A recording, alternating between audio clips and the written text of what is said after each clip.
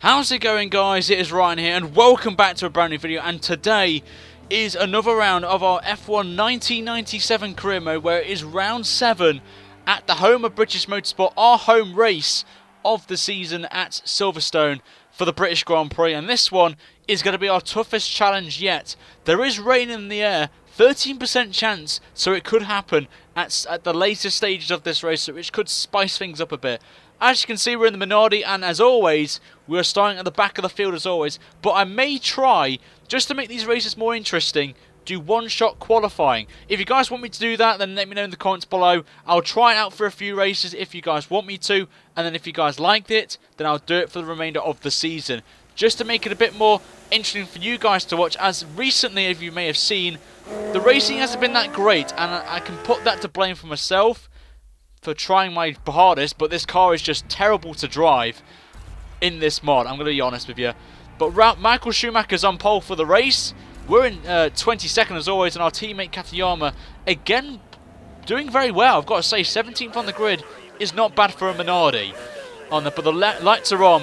The British Grand Prix is away here in Silverstone, and we get a reasonable start there, I've got to say, right by Mclaren, and we've already gained a position on him, and maybe even Rubens Barrichello. So it's been a great start from us, I've got to say, in this minority. And we're going into turn 1, taking 2 positions as Barrichello's dropped to last, but we're getting even more going into the loop section. Remember, guys, this layout is not what it was when it was 1997, because unfortunately the old layout isn't in the Codemasters games, sadly.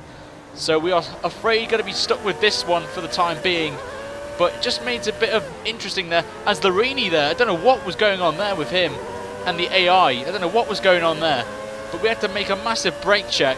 But we're going to see if we can gain even more positions on the Larini and Nakano, and even Damon Hill as well, as we move up to 12th place. And even Gerhard Berger as well, maybe on the inside of him, into the old final corner, which we do so, moves us up to P11. So we've already gained half of the positions already. So what a great start this is that we've had. But the AI, I have to say, in the new section, they're a bit twitchy at times, but they're on the old layout now, so they should be fine with going back to the old memories of this layout. So we have to wait and see on that, as Herbert there, with the downforce of that of the Sauber, pulls away from us amazingly on there. But we've got Gerhard Berger now, obviously a familiar foe in our series so far in the past, so we've got to see how this works out from us here. A Benetton versus a Minardi. I think you can kind of guess where this is going to go, guys, throughout this race at Silverstone. But Silverstone's a great track, one of my favourites, and have been there as well last year. Nearly exactly a year it was since the West went to Silverstone with the guys from like Arava, Matt, Noble, Limitless, to name a few. It was a great experience. But anyway, coming to the end of the first lap we go now of the British Grand Prix, and I believe Schumacher's still leading, so that's good for any German fans watching this. But we're up to 11, so it's a great start from us here in Silverstone. 1.2 seconds the gap to Johnny Herbert to us, and 8 tenths ahead of Gerhard Berger. But the gap's now down to 6 tenths of a second as we're on to lap 5, as the gap really maintained it there throughout the next 4 laps there. But we made a mistake into turn 1, which will give Gerhard Berger the chance to get close to us and maybe think of a move. Obviously there's no DRS, because this is 1997 era, and DRS was even mentioned then to improve overtaking. So we're coming onto the Wellington straight now. Will the Benetton have the speed on the straights to pass us? The answer is no, as he's too far back on there. So we're going to be breaking now back onto the old layout we go. 2.1 seconds is the gap between us and Johnny Herbert. Gerhard Berger still 6 tenths behind, so we've really done well to match the pace of the Benetton in that first sector, so I was quite happy with that. But fuel as well, as you can see, got plenty of fuel. We've got plus 2 laps, so we should be fine for this early part of this race. As we go into Cops now, hitting that beautifully, but a poor exit from us there.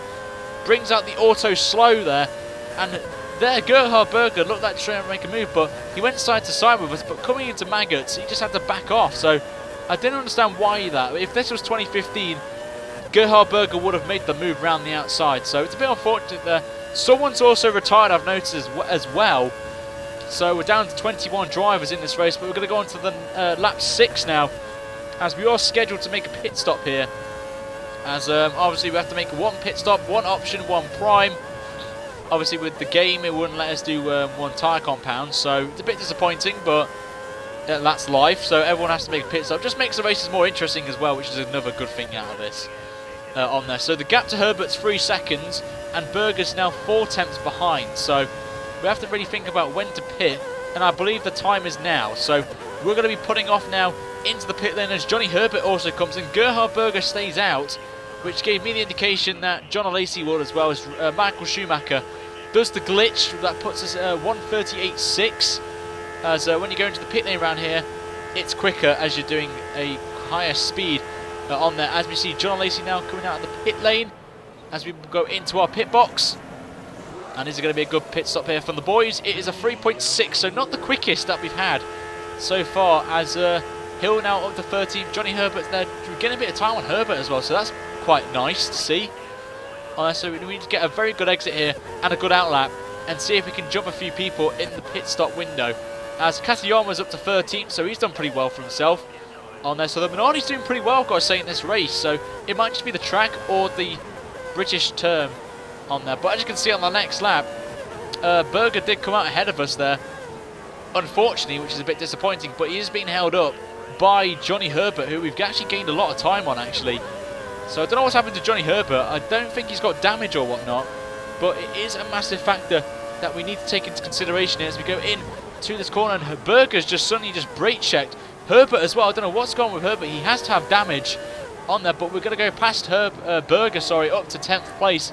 But I don't know what's going on with Johnny Herbert here. I think he's lost power or something like that, but Gerhard Berger's on the inside of us now as we're going to go down the straight now. We're going to be going 3 wide, but Berger backs out of it completely, and we're going to go around the outside of Herbert now. Just made a bit of contact there, but slight bit of touch there. Berger's going to make it 3 wide down the straight towards Maggers and Beckett. They both have to check up, and we have the biggest balls out of anyone, and we gain 2 positions, and we're up to P9. So that was very close to being a almighty crash of some sort, if you want to say that. As we're going to now come down the hanger straight, so we're up to P9. As you can see, just noticeably as well, the clouds are getting darker and darker as we go on in this race. So maybe the rain is coming, but I don't think it's going to be too heavy for a change of tyres. So we'll have to keep that in mind, as we've already can see the gap now. 3 seconds is now the gap between us and Herbert. So Herbert has to have damage of some sorts, as he's not that slow before when we made the pit stop on lap 6. So I don't know what happened to Herbert, but he is holding up a few people, which is good for us in a way. But obviously we will not be getting any points, unfortunately, as we're not using the current point system, as the top 6 in the 1997 season got the points. So, but it will probably equal our best result of the season, I think, P9. So I've got to say it's a very good result, this, and I think it's only our 3rd top 10 finish of the season.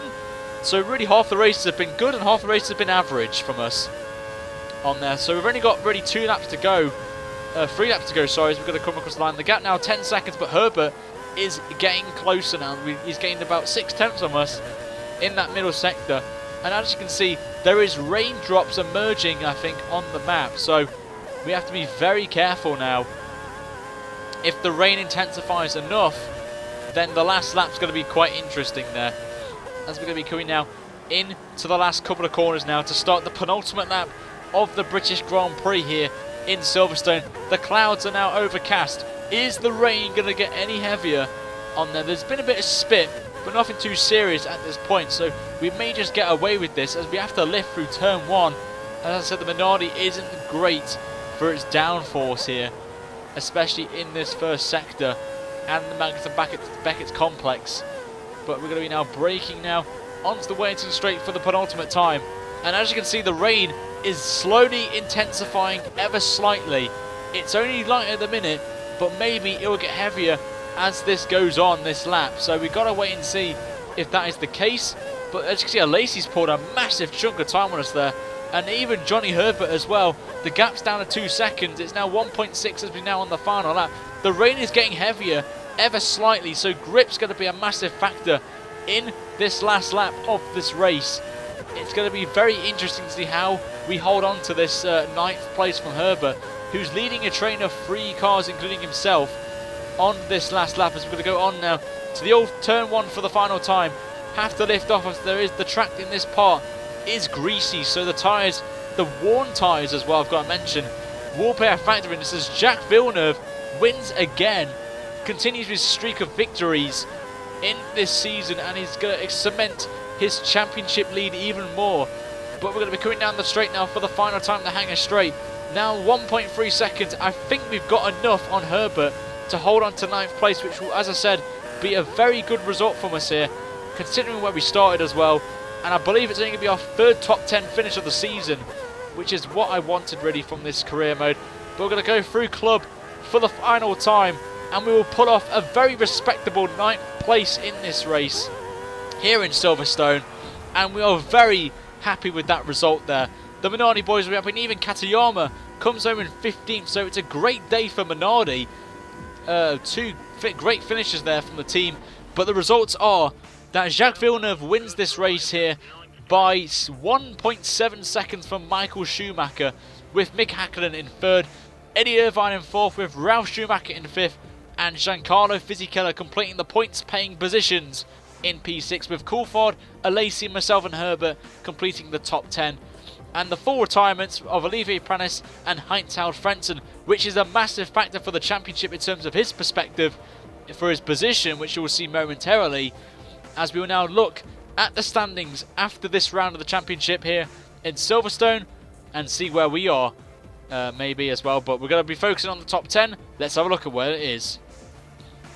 And as you can see, Jacques Villeneuve leads the way by 7 points from Michael Schumacher, with Eddie Irvine in 3rd on 25. Heinz-Harald Frentzen's up to 4th, with obviously with his DNF, is now in 4th with 24 points. Mick Häkkinen's now in 5th with 11, with Coulthard, Fisichella both tied on 6 points, with Ralf Schumacher in 8th on 4, with Gerhard Berger and Jean Alesi completing the top 10, both on 2 points as well.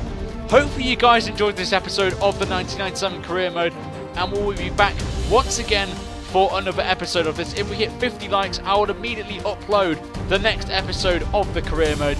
But make sure guys you haven't already to subscribe to my channel for AOR League highlights, streamed coverage, the 1997 career mode, the 2007 career mode, and our My Player 2015 career mode. But until next time guys, have a great day, and I shall see you guys very soon for another video. Until then, have a good day guys, and take care.